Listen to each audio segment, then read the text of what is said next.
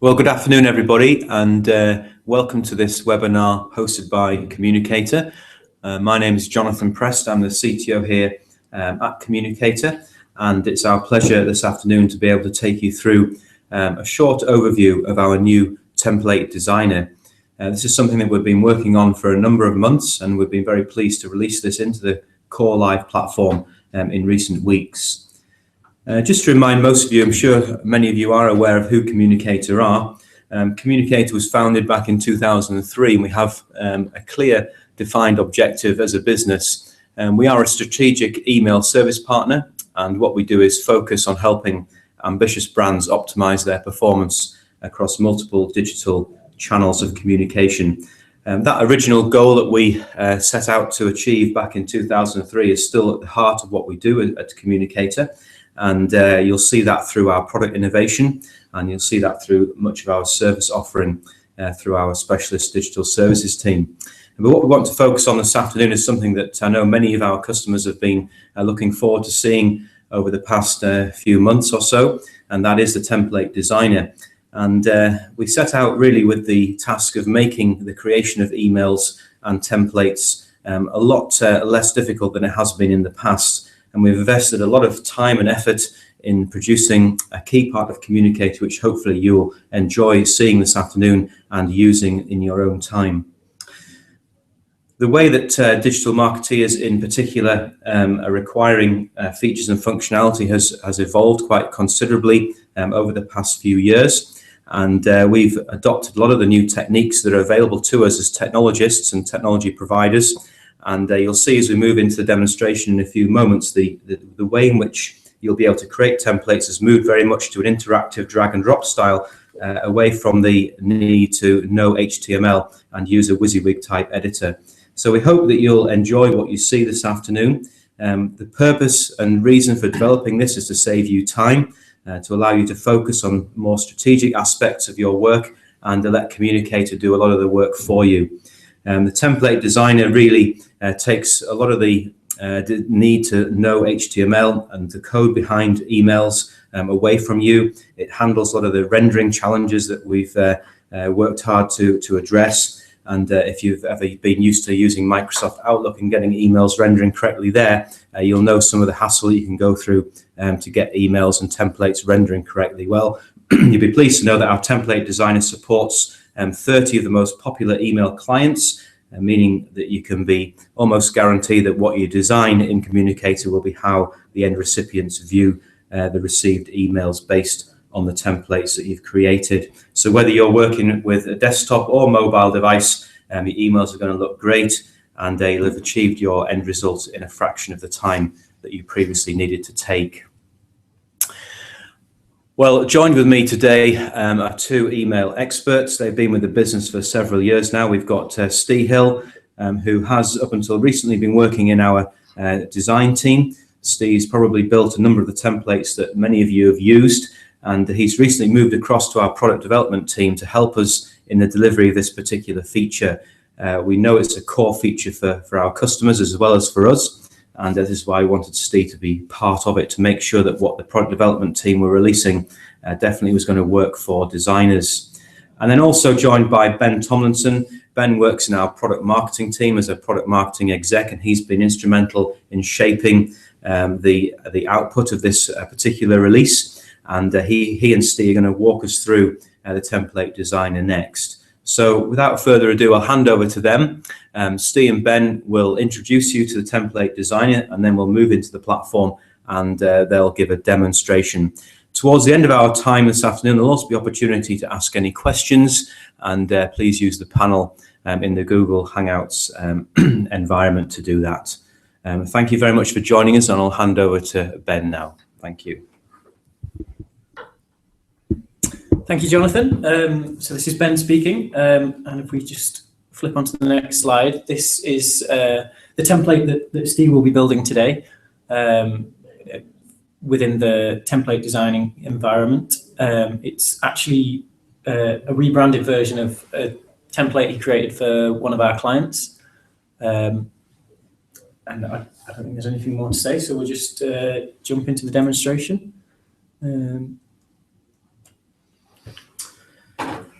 So as part of the Gecko release, we've also released a number of other features as well. One thing that we also have added, other than the template designer, is also the HTML editor.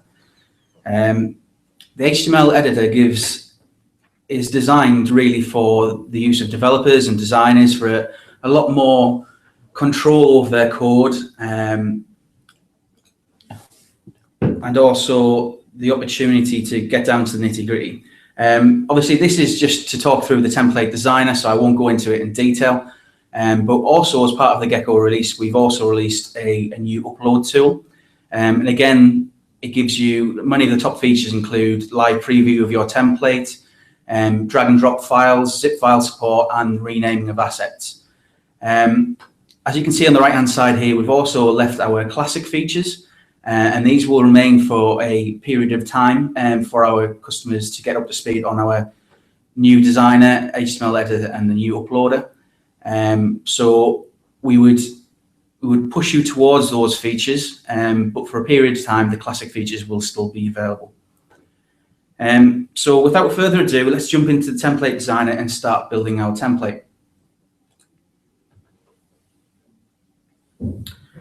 So when creating any template, it's important to give it a name, and you can do this by clicking the top left-hand corner of the screen, as you'll see up here. So we'll give it a name of Creativo, and that should do, I hope. As well as that, you may want to give it some details. So you may have a number of templates in your account, and you may want to kind of differentiate this from those other templates. So you may want to call this, for example, main newsletter, and that will be saved in there. The first thing you'll notice in the template designer is what we call the template canvas. This is effectively the background of your email. This will default to white in most email clients, but if you want to set your own background color or image, you can do so via the Styles tab. And in the case of our design that we're creating here, I want it to be a shade of gray, so I will set that appropriately. Now you'll notice there that I've put in the hex code exactly. However, we do have a color picker on the right-hand side where you can choose from a various different shades of any different color that you need. One other thing to mention about the template canvas is that you also have the ability to manage any custom fonts that your template will contain. It also allows you to change your meta tags as well. To access these features, make sure you're on the template canvas using the breadcrumb tool down the bottom left-hand corner of your screen, which will gradually get bigger as we go through the whole demonstration.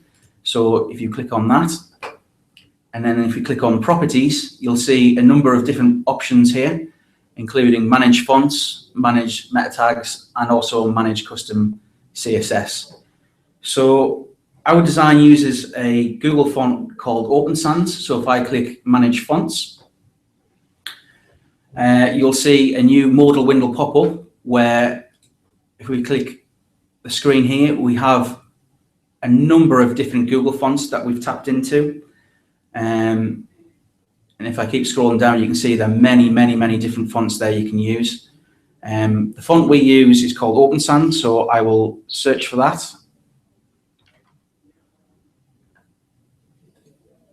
So by clicking there, it adds it into our font library. Also, it gives you a number of different variants as well and different font weights.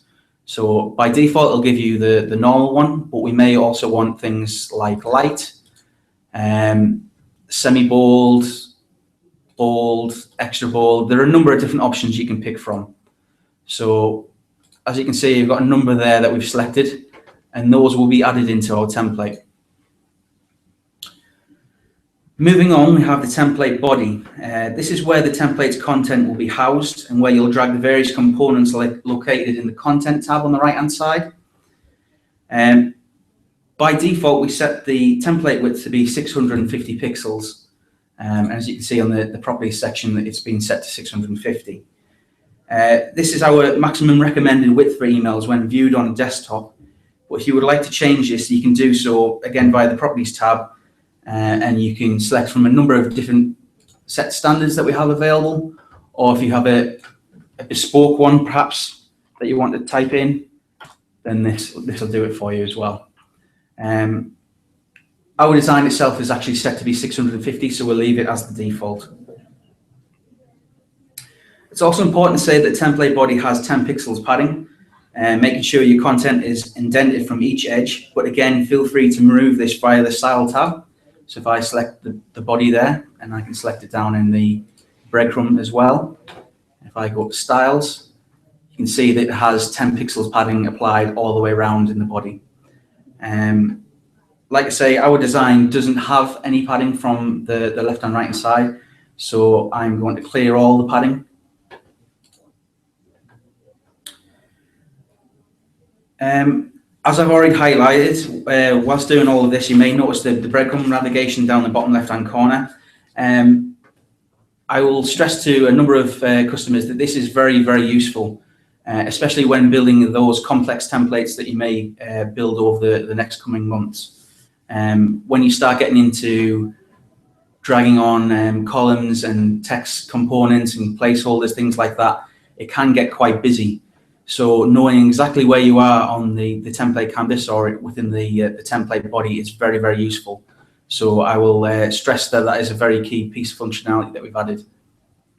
I think that's an important point, because when I was playing around with the template editor myself, without any prior education, I was adding in content, and then if you don't use the breadcrumb trail at the bottom, then you find it difficult to manage particular areas, which will become clear as Steve goes through the demonstration. So when building any design, there are of course various different ways of doing so whilst achieving the same outcome. As a designer myself, I prefer to mentally divide a template into different sections and have separate rows for each of those sections to keep things organized. So in this case, I'm going to divide the template into 3. I'm going to divide it into the template header, the template body, and the template footer. So I will drag on a separate row for each one of those, and as you can see, we have implemented the hotly anticipated drag and drop features that all of our customers needed and requested. But not only that, we've also given our clients the opportunity as well. Again, when you're building those complex templates, it can get quite complex in terms of where you drag the component onto the page. So if you'll notice in the top right hand corner, there is also a plus icon, and by clicking on that plus icon, it will add it into wherever you are on the breadcrumb tree. So for example, here we are on the template body, and if I add on one there, if I click on the top right hand corner, you saw it was added into the template body. So again, that is quite a nice little feature. Not satisfied with stopping just at the drag and drop, we've also added that as well. Like I say, we only needed 3 rows, so I will delete this, which brings me on to a nice little feature as well. By deleting that row, you may have noticed on the right hand side, we also have a recycle bin. This will house all of those deleted items that you may have deleted by mistake. So for example, if you wanted to add that back on, by all means, you can drag that back on and it'll go back and drag it back on. You've got to wait till it turns green, Steve. There we go. Yeah. So as you see, it drags it back on. But again, I don't need that, so I will delete that.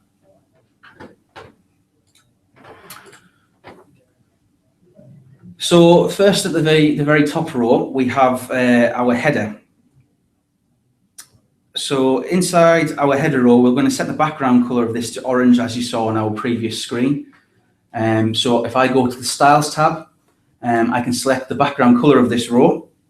Again, you may do this via the color picker, but I know the hex code myself, so I will add this in.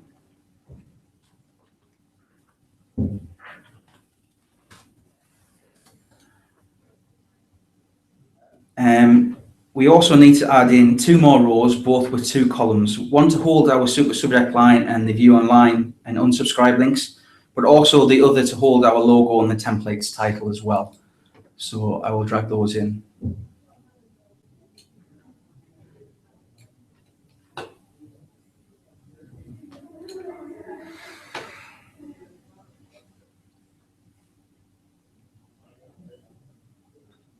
So first off, the top left-hand column will be housed for our super subject line. And this, of course, will be a placeholder.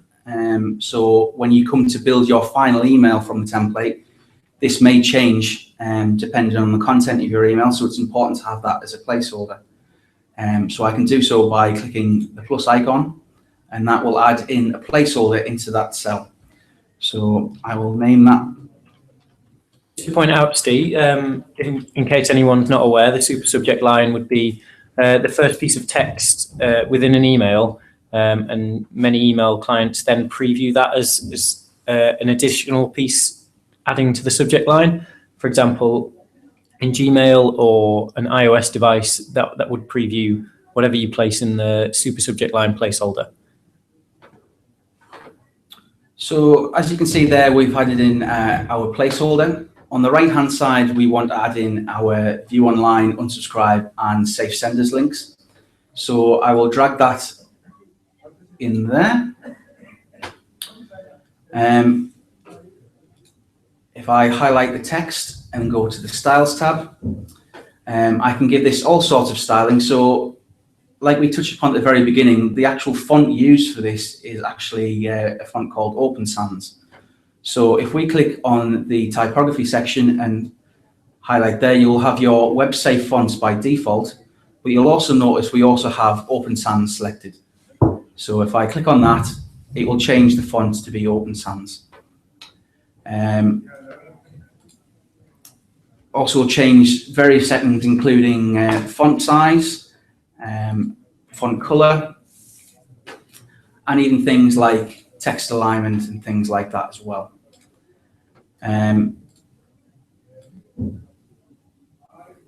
So I will, without further ado, add in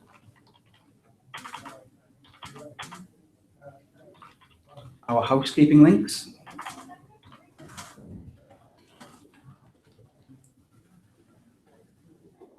So we have a view align, our unsubscribe, and also our safe senders. So we obviously want those to link off to various different links. So you'll notice here we also have a context sensitive menu as well.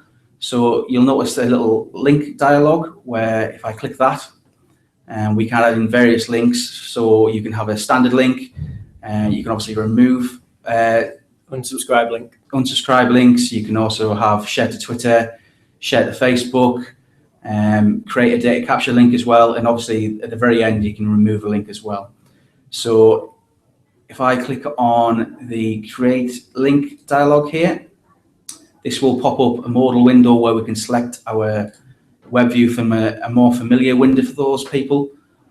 So if I click on web view and click insert, it will insert your link there.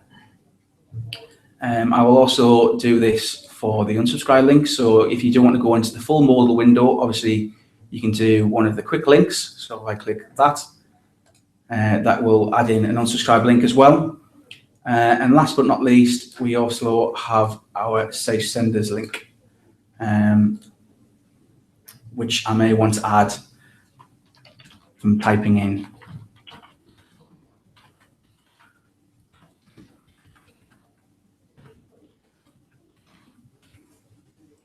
Memory. Yeah.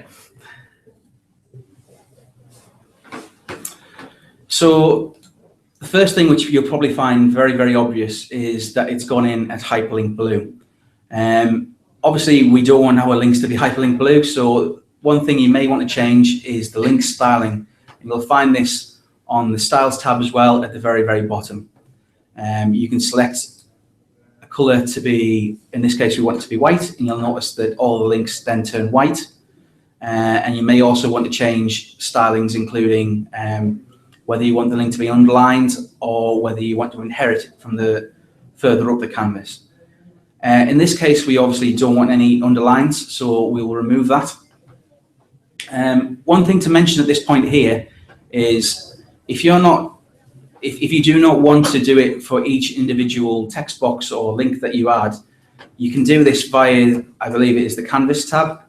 So if you click Canvas and then again you go to Styles, you can set the link styles from throughout your entire email template.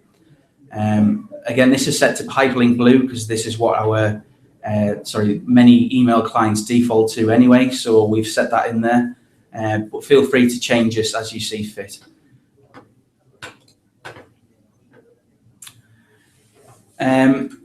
Next thing to move on to is our logo. So if I select, well, actually no, let's change the settings and the padding on the various the row at the top. So again, as you can see straight away here, just by adding a column and a couple of placeholders and text links, the breadcrumb tree is growing massively. So it does allow you to pinpoint exactly where you are on the canvas. So in this case here, we want to apply some padding around our placeholder. So I will click on the column, and you'll notice if I go to styles, that it has a padding section in here where we can add that ourselves. So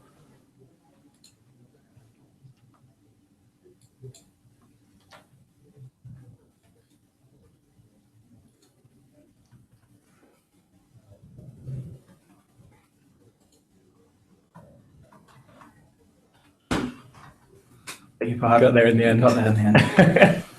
So as you can see straight away there, we've added some padding around our placeholder. We also want to do this to the right-hand column as well. So if I click on the column there, I have selected it there, but you may also want to do it via the breadcrumb tree.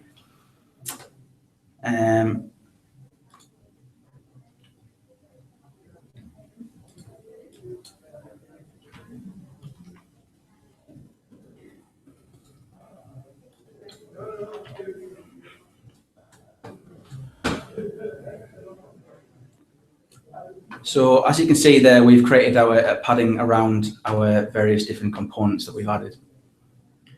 In the next row, we want to add in our logo. So if I click on content, again, we can drag on at this point here. Whatever option you choose to do is obviously up to yourselves. I prefer to use the plus icon for each individual one. Mainly just because I think I find it quicker than actually using the drag and drop. So I've selected my column 1, and I'll click the plus icon, and you'll notice that it puts in the option of choosing from library or even uploading an image directory. I've already uploaded my images, so I will go to my library here, and I'll select my image from my assets folder. And that will add it into the column there as well. The image library in the template designer is separate to the image library that you'd be familiar with in the classic environments. And for that reason, any images you've uploaded into the classic environment would have to be uploaded again into the new environment. If you need any help with that, speak to your account managers and we can help you with that. So again, if we look at our previous example, it also had a section on the right-hand side so we can put an issue number. So again, we want this to be a placeholder. So we will drag that into the canvas there. And we'll set it to be, for example, issue number. As we drag in the various different placeholders, you'll notice the styling here is what we class as default. If you want to set the styling on a placeholder, then again, it is as simple as clicking the placeholder, highlighting it in the bottom left-hand corner of the breadcrumb tree, hitting styles, and then you can add in your various different stylings for that. So if we set that to be open sans, believe we want this to be, say, for example, 24 pixels. And we also want that to be white as well. We also want that to be right aligned. And similarly, we'll do the same for the super subject line. So we'll set that to be open sans, font size of 11, and color of white. Very similar to the row above, we obviously want to set padding, and we also want to set the width of the columns, because you'll notice right now it's gone in as 50%. You may want this to be slightly smaller, you may want it slightly bigger. So we highlight the column itself, and if we hit properties, you'll notice that it has a dimensions section here where we set the width to be a percentage of 50. Not satisfied with just having percentage widths, you can also have pixel widths for those people who require pixel perfect accuracy. So if I highlight pixels, you can see by default it's gone in as 325. So we'll need to change that.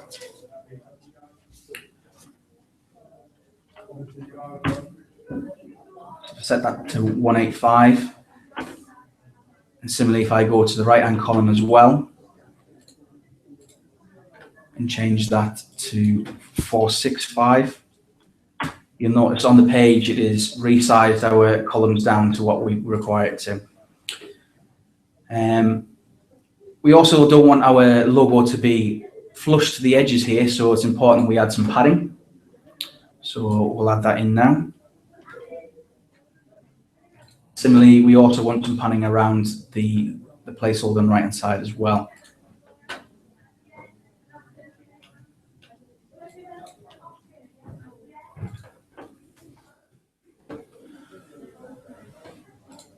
So at this point here, it may look quite a bit of a mess, to be honest. But the best thing to do at this point here is give it a preview. And you can do so in the bottom right-hand corner of the screen. So if I hit preview, you will see how it does render on a desktop and on a mobile device. If you want to drill down into specific parts of those devices, we also have the option to switch between just the desktop just the desktop view. We also have just the mobile view, but we also have the mobile landscape view as well. So as you can see here, the logo itself is actually getting larger. We don't actually want that to happen. So if I click close and I highlight the logo itself, and then if I hit properties, you'll notice there are a number of responsive settings down the bottom right corner, where you may have the visibility on small screens to be visible, or you may require it to be hidden, or you may want the image to go full width on a small screen, or you may wish it to stay the same. In our case, we want it to stay the same, so if I highlight the same button and then hit preview again,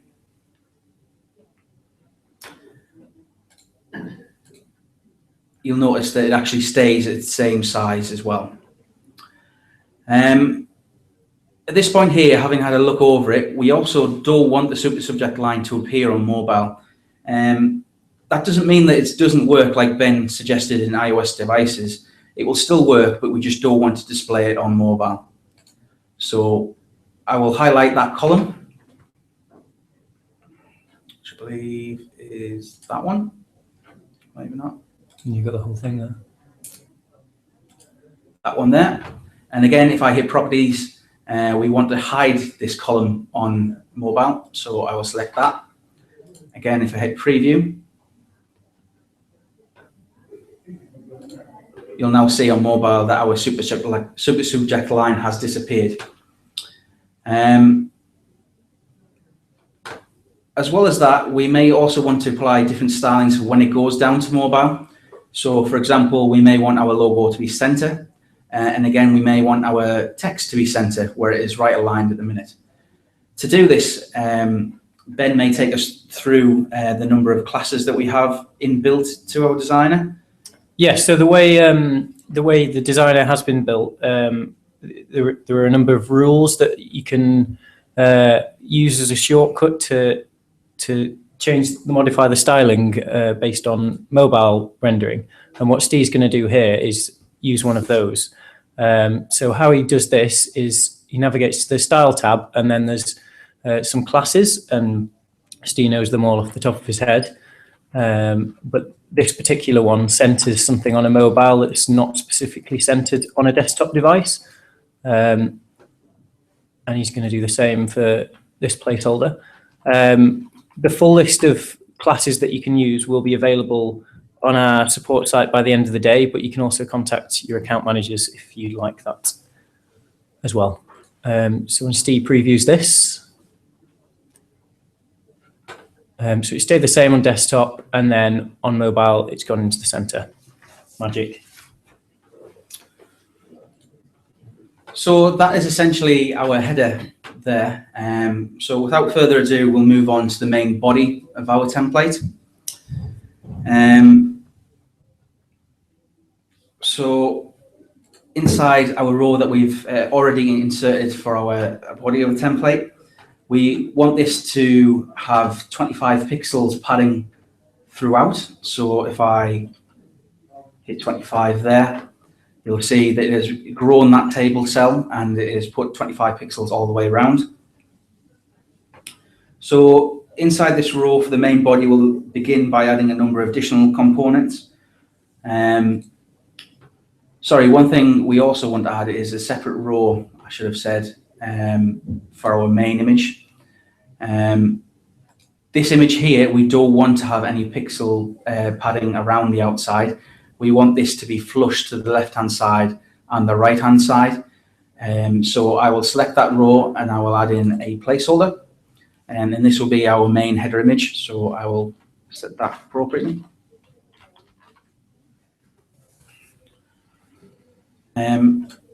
So moving on to our template body, apologies. We will add in a placeholder into that.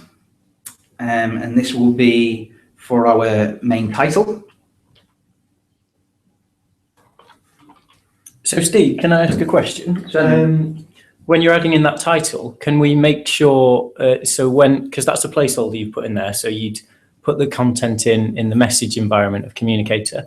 Can we make sure we set the style of that here so that when it's manipulated in the message environment, you wouldn't have to do anything with the style again and again? Yeah, not a problem. So if you highlight the placeholder again, if you just go to the Styles tab, it will leave it as your defaults if you don't add anything in.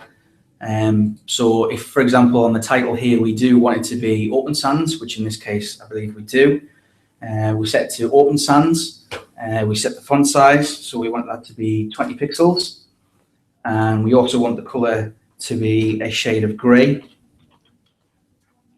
And again, I know the text codes off the top of my head, but you may wish to use the color picker on the right-hand side. And you also have the option of choosing from various different font weights. Now, if you remember from the very beginning when we chose our Open Sans font from the canvas, each of those fonts that we chose had a various different font weight against it. So in this case here, we're going to set it to be bold, which I believe, no, sorry, we're going to set this to be normal. No, beg your pardon, change my mind again. We're going to set that to be bold, so we select it to be 600. And Steve, can I just jump in again? If you go back to that screen, there was in the option of the bolding, there was the option of inherit. What does that mean? So inherit basically inherited from further up the breadcrumb tree. So by default, if I hit the canvas and hit property, sorry, or styles, you'll see that our very, very base setting that we've got throughout is Arial. So we've set throughout to use Arial, and we've also set the default font size to be 12 pixels and the color to be gray. If you left that as inherit, then obviously that would inherit all the way down the breadcrumb tree. Again, you may choose to just set it in one area. So you may want to set this at a canvas level, or you may wish to do it in line, and you may wish to set it on each individual element that you choose. In this case here, I prefer to do on each individual element. So I've basically chosen 600 there instead of the inherit option. One other thing to mention is also when we choose our Open Sans font, you'll notice a section on the right hand side of the 3 lines here. If I click that, it will bring up the font order. Now what this basically means is for those email clients that might not necessarily know to accept web fonts, what will fallback options be? So you can see the font order that we have here is Open Sans. The fallback font after that will be Segoe, and then Helvetica, and then various different ones further down. You can add in various different fonts by selecting or searching from the top here. Now, these are web-safe fonts. I'll stress that, rather than web fonts. So your web-safe fonts will include the likes of Arial, Verdana, Tahoma, various things like that, where we are pretty much guaranteed they will display on email clients. So, for example, if you do want the Segoe font to be second in line, you may wish to delete that, and you may wish the fallback font to be Helvetica instead. So am I right in thinking, Steve, if I select a Google font from the option that you showed us before, Communicator will automatically work out the fallback options in case that's not available? Yeah, that's right. So we basically choose the next best option available. So in terms of Open Sans, the next best available option was Segoe. So we set that to be number 2. That's not to say that you want to choose something differently, so feel free to have a play around with those. So as you can see, I've added in a placeholder for title. I also want to add in a spacer underneath that title. And you see there are a number of different components down here that we've already touched upon. So you've got the placeholders, images, image maps, dividers, spacers, and buttons. So I will drag in a spacer. Now you can use the drag handles here, which is very quick and nice to use. So I'm going to select that to be 20 pixels. If you don't want to use the drag handles, by all means, just select it on the canvas, hit properties, and you can also set it in this section as well.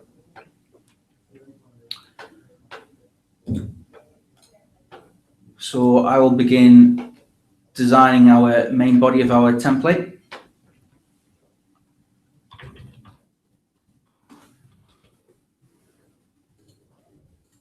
And again, very similar to the title placeholder above it, I'm going to select Open Sans. I'm going to select that to be 14. Font, I want it to be a slightly different shade of grey. And also we have a section over here for line height. I will select that to be 2.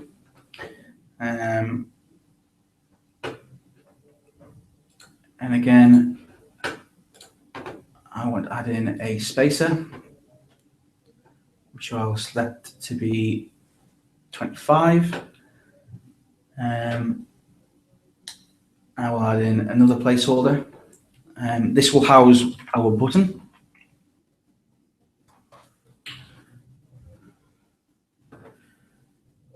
And again, I will set that to be Open Sans 14.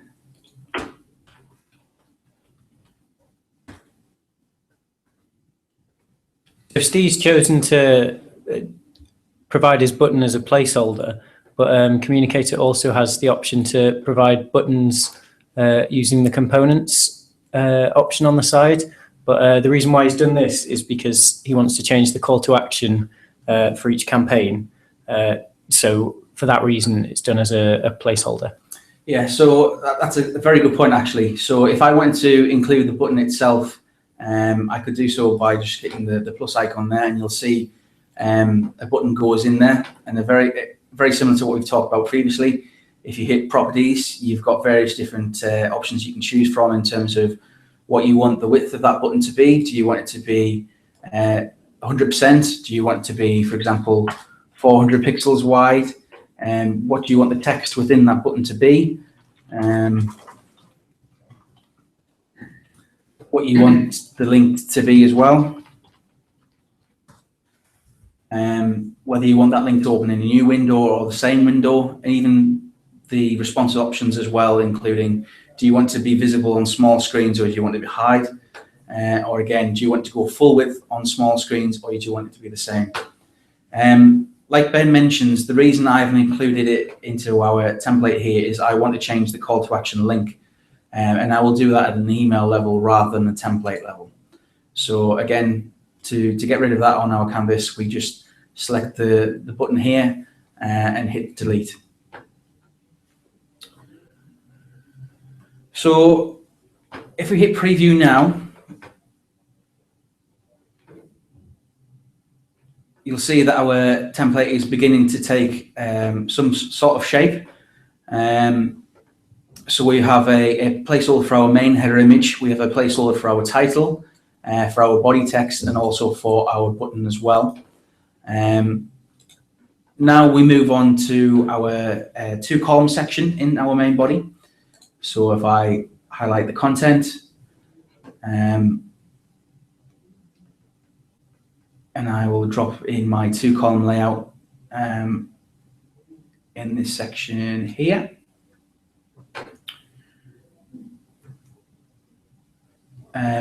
I've added in 2 columns here, but also I want to have a bit of a gap in between the middle here. So you can do this via a number of different ways. You can do it via the padding section, which we've obviously talked about previously, or you can even add in a column after you've already added in a row to the section. So if I highlight the first column here and then highlight properties, you can see there's a section here to add a column to the left or to the right. So I want to add a column in the middle here, so I will add it to the right hand side of this column, and you can see it's added in there. So I will select the properties on each column to be the relative width that I need.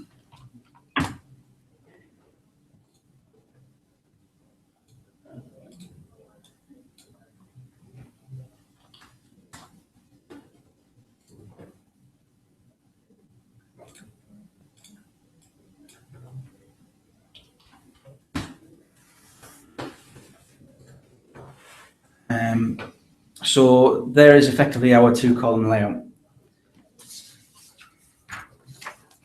Inside the first cell, again, very similar to what we've already done above here, we add in various different components. So we'll add in a placeholder.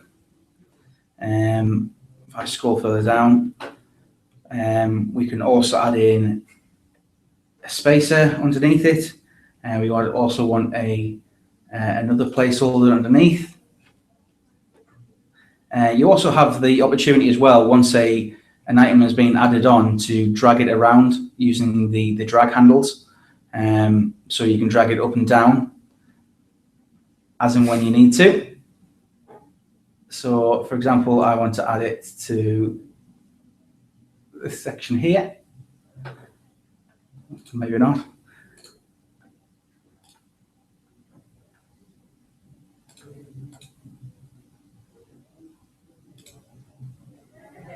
Sorry, I'll try it another way.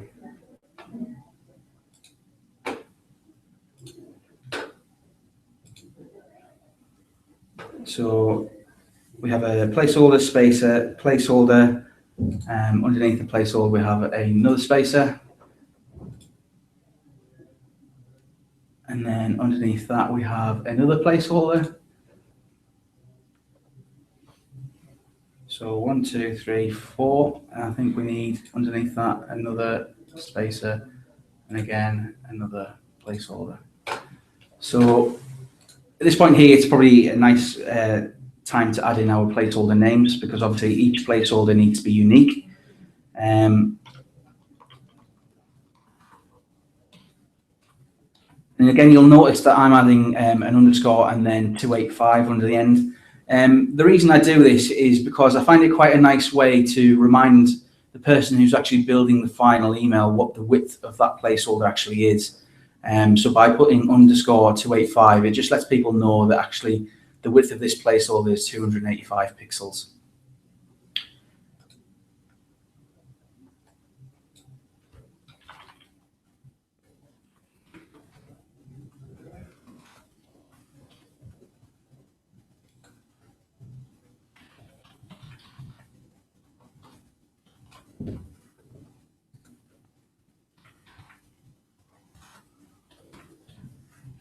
So we've added in those placeholders there. Again, very similar to what we've done further above. It's probably a nice time to add in the styling for that.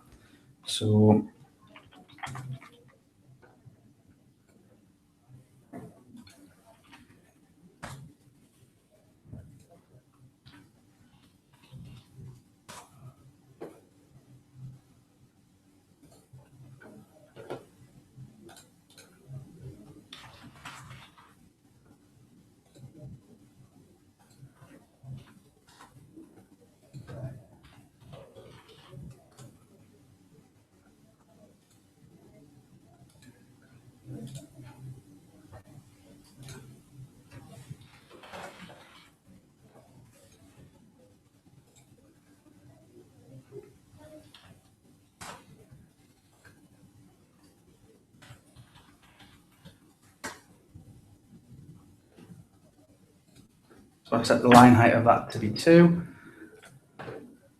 And then finally, we add in our last styling, again, open sans. So Steve, does the line height work on all email clients? Yeah, the way we've designed this, you'll notice that many of you might be used to using line heights in pixel values. So you might expect to put in there a line height of 14, for example, if you want a line height of 14 pixels. What we've actually done instead is we use a numeric value instead.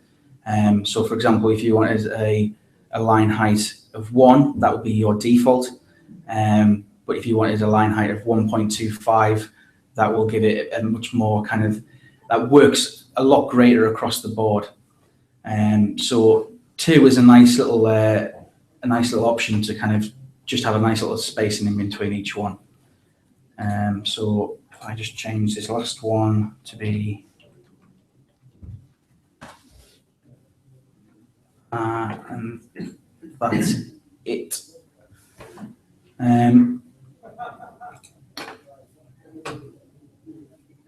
So Steve, when you do the other side of this, and presumably looking at the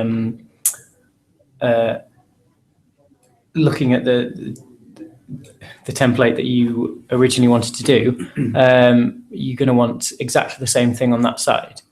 So we have to do that whole process again. Not necessarily. So if you highlight the option that you want to actually essentially copy, you'll notice if you click on the option here, there's also an option where you can clone or copy. So if I hit copy, highlight in here, and then click paste, you'll notice that it gets added into the right hand side. And again, if I did it on various different ones, you'll notice that I can do this relatively quickly throughout. And it just takes a snapshot of, if you will, of what is on the left hand side and essentially pastes it into the right hand side. So with your designer's head on, Steve, is that, would you say that would save you much time? A lot of time. So you saw how long it took me to do the left hand side here. Obviously I'm just copy and pasting on the right hand side now. But as we go throughout, you'll notice that it gets even quicker. Because if you look at the design that we created initially, you'll notice that there isn't just one there isn't just one 2-column section, there's actually 2. So not only can you copy individual elements, but if I highlight the row itself, so if I hit row there, you'll notice if I hit row there, I can actually clone that. So that takes a snapshot of that entire section. So I hit clone there, you'll notice that it has cloned it exactly, which is a massive time saver tool. So I don't need to go through and duplicate all of the kind of styling for each individual one. You notice it's just put it on top of the last one, so we may want to have a spacer in between there. So if I hit spacer, I actually want the spacer there to be, I believe, 40 pixels. And so I'll use the drag handle to drag that down to 40, if I can. Very sensitive mouse. But one other thing it also adds, when you create a copy of the left-hand side here, it's also changed the name of the placeholders on the right-hand side to say things like copy 2. You may want to change this to be something a little bit more appropriate. So you may want to change that to be, so for example, pod 2 head. Again, the name of these placeholders are completely up to you. My OCD head on me says that I need to have these a certain way.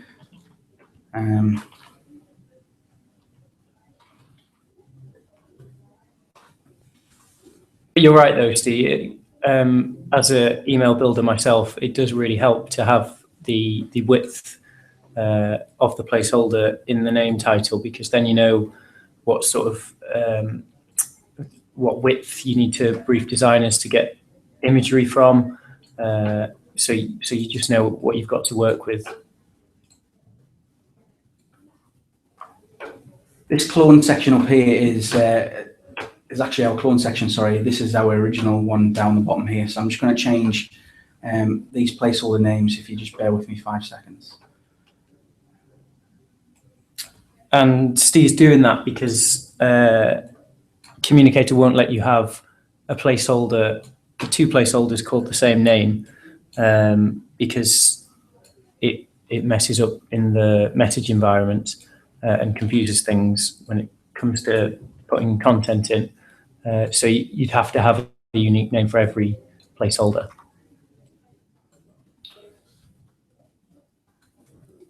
So at this point here, again, we've added an awful lot of components into our template. So it's probably a good idea to hit preview again. And I'd recommend this as you go throughout building your templates. So as you can see straight away there, we've built, I would say, about 75% of our template in next to no time. So if I hit mobile, you'll see that is how our template will look like on a mobile. And similarly, if I hit landscape, this is how it will look like on a mobile on landscape, which I'm quite happy about, to be honest. One other thing to mention actually is you'll notice as I hover over the logo here, we probably expect that to be a link. So what we can do is I hit close and then just go to the top here, highlight the image, hit properties, and we can give it settings like alt text. You may also want to have a link off to your website.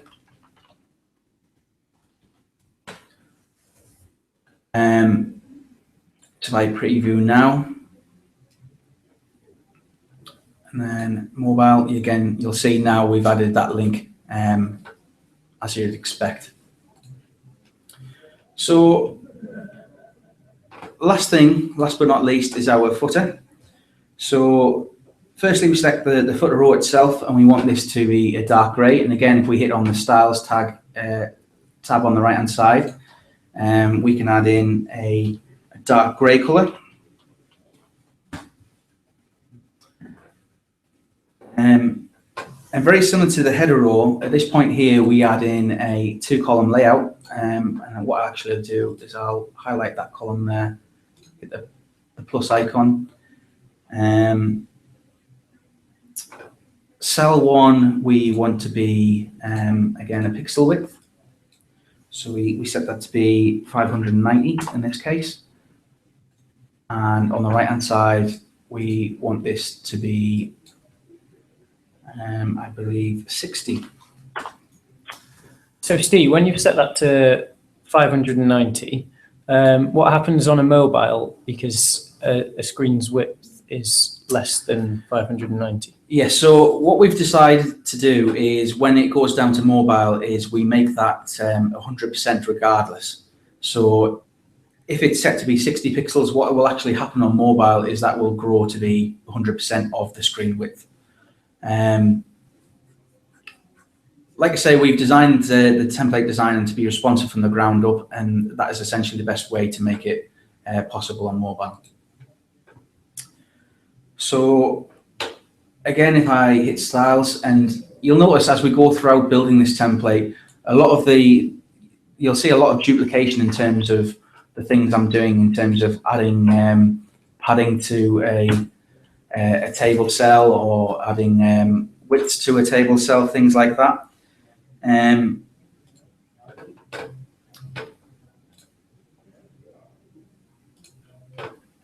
So in this case, we want to add in our footer logo.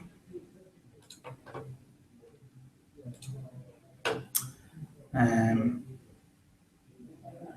then on the right hand side here, you'll notice that actually we want to add in a 3-column layout, because this is where we're going to put in our social icons. So if I had a nice little 3-column section here, I will add in an image there. Sorry, something might have gone wrong with what I've done.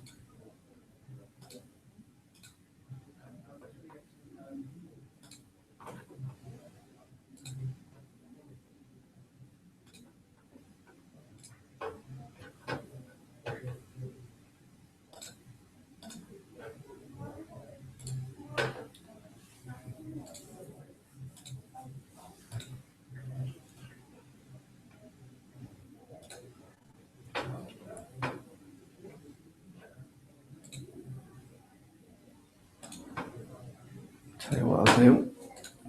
I just Could you not just put them side by side anyway, Steve, without the... Yeah, I tell you what I'll do. I'll just create that to be, in this case here.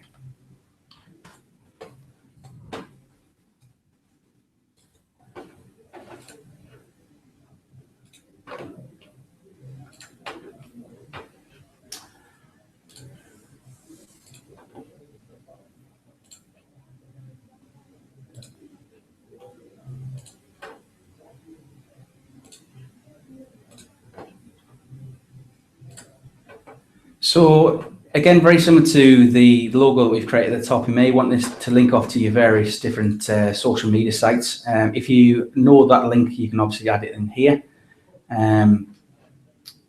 So in this case, I will just add in facebook.com, and for this image here, I'll just add in twitter.com.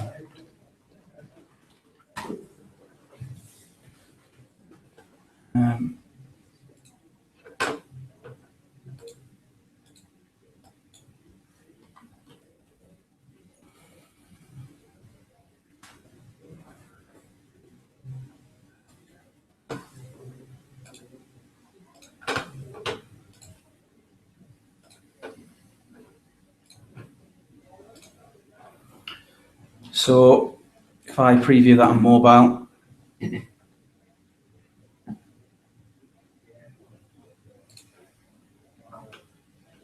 can see that our social icons are actually grown massively.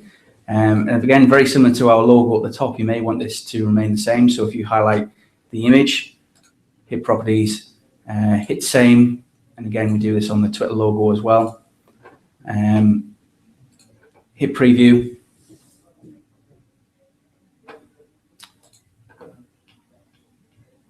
You'll see that remain the same. And again, we want to do this to this logo as well. But one other thing, just to mention very, very quickly, is you'll notice that the logos themselves have wrapped onto a new line.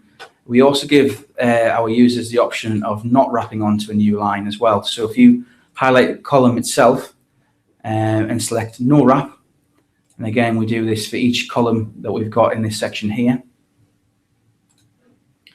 I just select that to be the same width. If I hit preview again,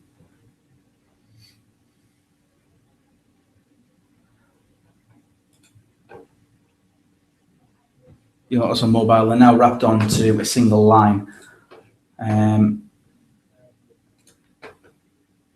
We can obviously play around with the settings that we've got in this section here. I'm aware that we've got quite a limited amount of time to talk through this sort of stuff. So I am going to cut it short there and hand over to Ben and Jonathan, who will probably take you through some of the frequently asked questions. Thank you very much, Steve. So there's the template as Steve intended. And we've had a couple of questions from clients.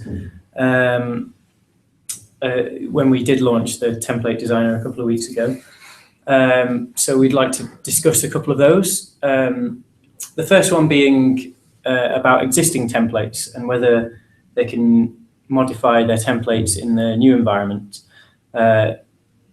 That's not possible at the moment, just because of the way the email code is generated within the two tools, the classic environment and the designer.